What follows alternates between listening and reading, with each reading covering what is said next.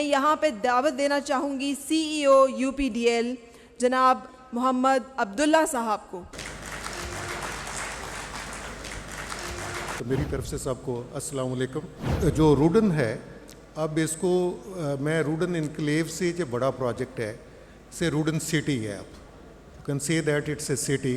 आपके पास जो सारी लिविंग फैसिलिटीज़ होती हैं, जिसमें आपके पास रोड इंफ्रास्ट्रक्चर जिसकी बात हुई,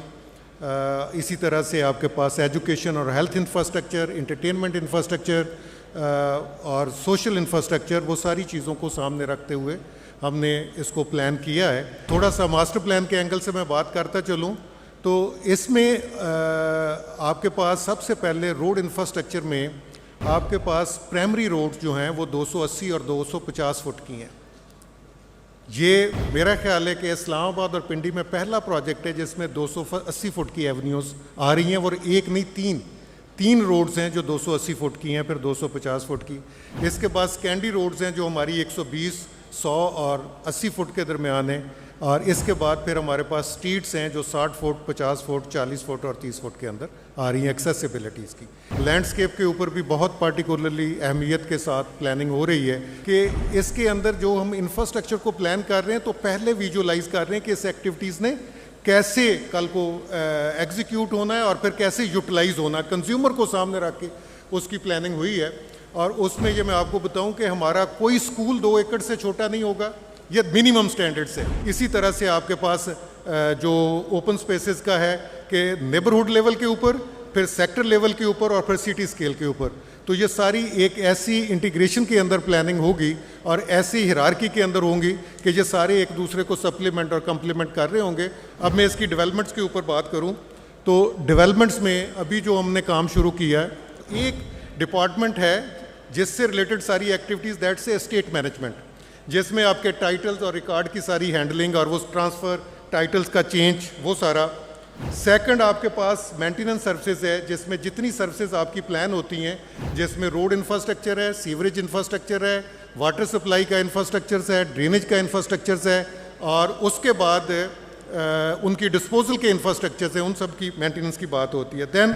water supply system. Water supply system की जब हम बात करते हैं तो पहले सोर्सेज की डेवलपमेंट है कि जी आपको रेजरवार चाहिए, ट्यूबवेल चाहिए, मुख्तलिफ जगह के ऊपर रेन वाटर हार्वेस्टिंग चाहिए, फिर उसकी ट्रीटमेंट है जिसमें वाटर फिल्ट्रेशन प्लांट आते हैं, फिर डिस्ट्रीब्यूशन नेटवर्क्स आता है जिसमें अंडरग्राउंड और ओवरहेड स्टोरेजेस हैं, रेजरवायर स्टोरेजेस हैं, फिर डिस्ट्रीब्यूशन की तरफ जाता है और घर को कनेक्शंस तक पहुंचता है। इसी तरह से फिर सीवरेज की बात आती है। सीवरेज का नेटवर्क जो है वो भी आप घर से कलेक्ट करते हैं, मेन होल्स में आता है, चैम्बर्स में आता है, फिर नेटवर्क के तहत फिर मेन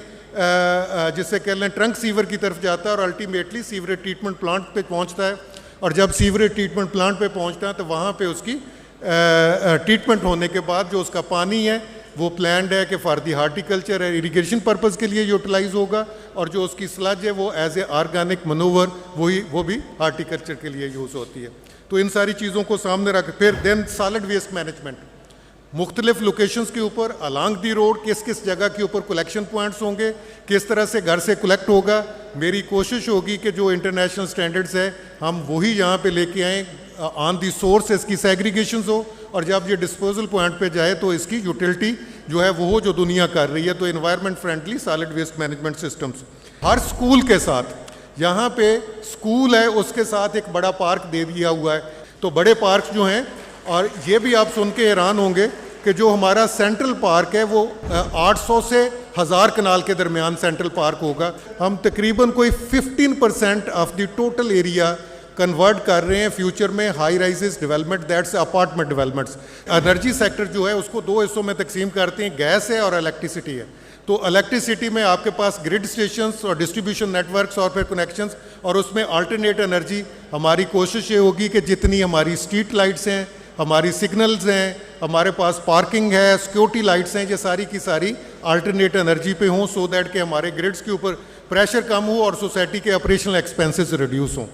इसके बाद जो हमारे पास अल्टरनेट एनर्जी में कोई और सोर्सेज फ्यूचर में जनरेट होते हैं तो उसके लिए भी हम अपनी चीज़ों को प्लानिंग में रख रहे हैं। इसका सेंट्रल पार्ट है जिसे हम कल को CBD बोलेंगे, this is a central business districts of the city. 80 to 90% उनकी सेल्फ सस्टेनेबिलिटी हो, इनको इससे बाहर मूव करने की ज़रूरत ना हो, सिर्फ उन एक्टिविटीज़ के लिए मूव करें जिसके लिए, और उसके लिए एक मास ट्रांजिट सिस्टम जिसके ऊपर हम इनिशियल बेस के ऊपर एज ए सोसाइटी अपना पब्लिक ट्रांसपोर्ट सिस्टम जो है प्लान करें, सो दैट कि वो शहर के दूसरे उन लोकेशंस को जो कि नेसेसरी मूवमेंट्स है कनेक्टिविटी दे सके फ्यूचर में, वो भी प्लान का हिस्सा है। फिर हमारे पास इसका फिनांस डिपार्टमेंट जो बहुत ज़्यादा इंपॉर्टेंट एक रिक्वायरमेंट होती है कि आपकी एक पूरी बजटिंग के, अच्छा जो इनिशियल पीरियड होगा जितना रेवेन्यू आता है उसका मेजर पोर्शन लैंड की तरफ जाता है और डेवलपमेंट पे एक्टिविटीज़ में फ़ंड कम होता है, और फिर जैसे जैसे टाइम गुजरता जाता है लैंड के सोर्स रिक्वायरमेंट्स पूरी होती जाती है तो आपका डेवलपमेंट फ़ंड इंक्रीज़ होता जाता है और आपके पास वो एक्टिविटीज़ बढ़ती जाती हैं।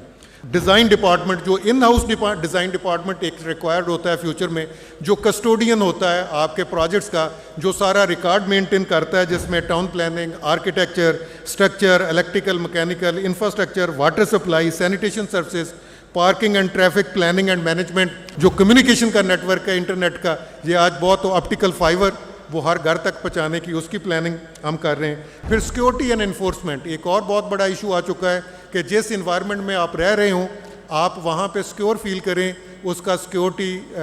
फेंस, गेट और एंट्री वो कंट्रोल्ड मैकेनिज्म के तहत चल रहा हो के अंदर लोग मुख्तलिफ़ किस्म के जो हादसा होते हैं उनसे बचने के लिए, इंसिडेंटल जो सारी एक्टिविटीज़ होती हैं उनसे बचने के लिए, ये बहुत अहम इशू जिस पे म्यूनसिपल एडमिनिस्ट्रेशंस जिसमें डिज़ास्टर मैनेजमेंट, फायर ब्रिगेड्स और वो सारी एक्टिविटीज़ जो जिसमें सॉलिड वेस्ट और क्लीनिंग, रोड्स की क्लीनिंग है और वेस्ट की कलेक्शन है उसके ऊपर, और एंड पे जो हमारे पास सारे रिलीजियस अफेयर्स हैं जिसमें मास्क, इमाम बारगाह, चर्च, चूँकि हमारे पास सारी कम्युनिटीज़ हैं उनकी पॉपुलेशन के हिसाब से। मैंने तो फेरी थी यूं ही खाक में उंगलियां, जब गौर से देखा तो रूडन तेरी तस्वीर बन गई। मैं इसके साथ सबका शुक्रिया अदा करता हूँ। Thank you.